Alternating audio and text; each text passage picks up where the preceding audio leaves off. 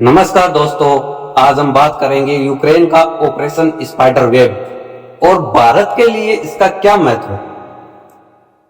Ukraine ने रूस के भीतर एक साहसी और अभूतपूर्व हमला किया जिसे ऑपरेशन स्पाइडर वेब नाम दिया गया। इस ऑपरेशन ने यूक्रेन ने रूस के महत्वपूर्ण हवाई अड्डों को निशाना बनाया, जिसको मॉस्को की सैन्य शक्ति को बड़ा झटका लगा। इसे आधुनिक युद्ध की मिसाल बताया।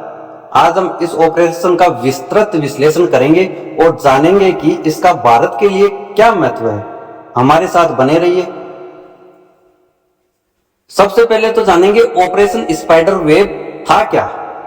1 जून 2025 को यूक्रेन ऑपरेशन स्पाइडर वेब शुरू किया, जो रूस के 5 हवाई अड्डों बेलाया, ओलेन्या, डागिलेवो, इवानोवा, अमूर पर एक साहसी ड्रोन हमला था।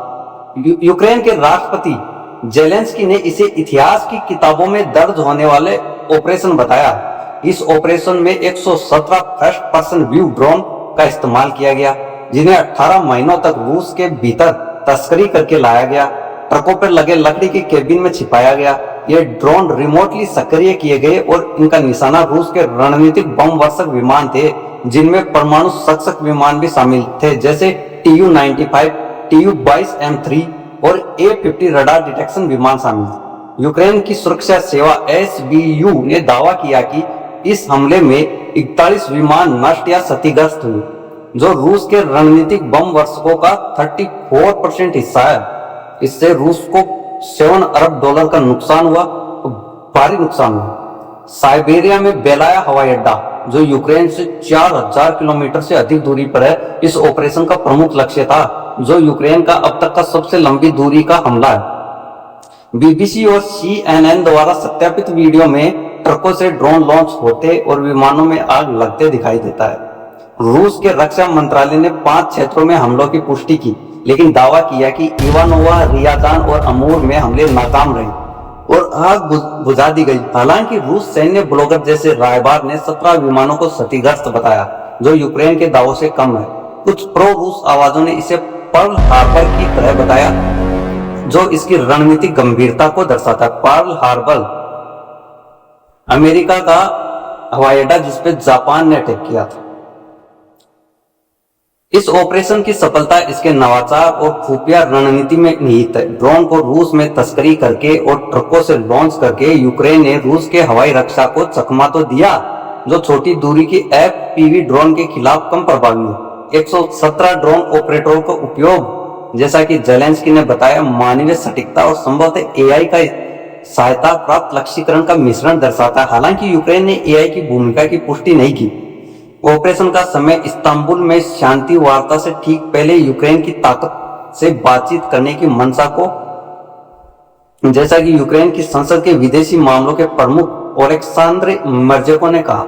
हालांकि 41 विमानों के नष्ट होने का दावा अतिशयोक्तिपूर्ण हो सकता है, क्योंकि रूस के कम अनुमान और कुछ नुकसान की पुष्टि से प्रचार युद्ध का संकेत मिलता है। यह ऑपरेशन यूक्रेन की ड्रोन युद्ध में बढ़ती विशेषज्ञता को दर्शाता है, जिसे वॉरफेयर स्टार्टअप की संज्ञा दी जा सकती है।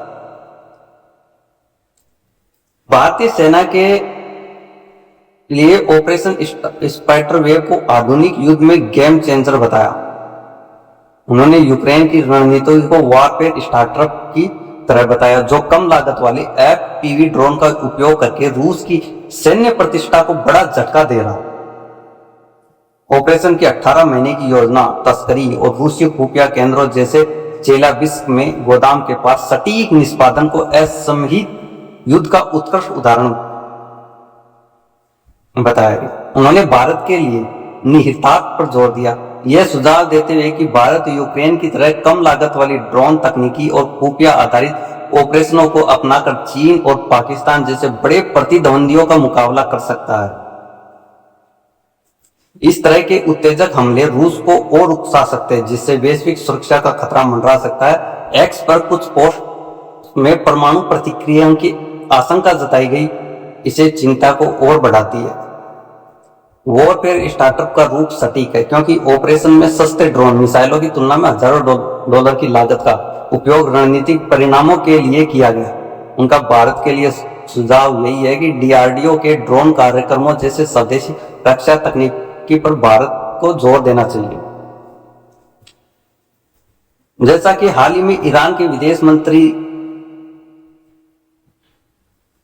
जैसे कि रूस की संभावित प्रतिक्रिया एक्स डॉक्टर निकोलाई का दावा है कि नाटो शामिल था बिना सबूत के और जेलेंस्की के यूक्रेन के अकेले कार्य करने के दावे से विरोधाभास करता है। इस हमले को भारत किस दृष्टिकोण से देखता है? ऑपरेशन स्पाइडर वेव ने रूस यूक्रेन युद्ध को नया मोड़ दे दिया, जिसे रूस की हवाई रक्षा की कमजोरियों को उजागर किया और उसकी मिसाइल हमले करने की क्षमता को भी कम कर दिया। ऑपरेशन का समय रूस के 472 ड्रोन हमले और इस्तांबुल में शांति वार्ता से ठीक पहले रखा गया। यूक्रेन की आक्रामकता का जवाब देने की मंशा को दर्शाता है। हालांकि रूस ने कथित ऑपरेटरों को हिरासत में लिया और जवाबी कार्रवाई की चेतावनी, जिससे तनाव बढ़ सकता है। एक्स पर कुछ पोस्ट्स में परमाणु प्रतिक्रियाओं की आशंका जताई गई, हालांकि यह अभी तक असत्यापित अतिशयोक्तिपूर्ण है। भारत के लिए ऑपरेशन रणनीतिक सबक देता है। भारत यूक्रेन की कम लागत वाली ड्रोन रणनीति को अपनाकर चीन पाकिस्तान के खिलाफ सीमा सुरक्षा को मजबूत कर सकता है। रूस यूक्रेन युद्ध में भारत की तटस्थता, मॉस्को और पश्चिम देशों के साथ संतुलन बनाए रखने की नीति को इस तरह के तनाव से चुनौती मिल सकती है। 2024 में प्रधानमंत्री पीएम मोदी की शांति की अपील और जेलेंस्की की उनकी रूस यात्राओं की आलोचना भारत की सावधानी भरी नीति को दर्शाती है। रूस से तेल आयात, डिप्लोमेसी पर भारत की निर्भरता जैसे कि मोदी पुतिन वार्ताएं इसके जटिल संतुलन को उजागर करती है। यह ऑपरेशन यूक्रेन की बातचीत की स्थिति को मजबूत करता है, लेकिन रूस को उकसाकर युद्ध को लंबा खींच सकता है। भारत के लिए ड्रोन तकनीकी अहमियत को रेखांकित करता है, खासकर स्वदेशी रक्षा प्रणालियों में निवेश करने वाले देश के लिए। हालांकि भारत को रूस के साथ अपने रणनीतिक संबंधों, जो हथियारों का प्रमुख आपूर्ति करता है, और पश्चिम के साथ गहरे होते संबंधों के बीच संतुलन बनाना होगा। लेकिन यह युद्ध के बढ़ने के जोखिम को कम आंक सकता है, जो भारत के ऊर्जा आयात या क्षेत्रीय स्थिरता को प्रभावित कर सकता है। नाटो की भागीदारी के दावे बिना सबूत के हैं और भारत को वैश्विक तनाव बढ़ाने वाली गलत सूचनाओं से सावधान रहना चाहिए। ऑपरेशन स्पाइडर वेव ने यूक्रेन की सैन्य चतुराई और दृढ़ता को दुनिया के सामने ला दिया, लेकिन बढ़ते तनाव के बीच दुनिया की नजरें इस पर टिकी है। अधिक जानकारी के लिए इस विकसित कहानी के अपडेट्स के लिए हमारे साथ बने रहिए। नमस्ते, जय हिंद, जय भारत।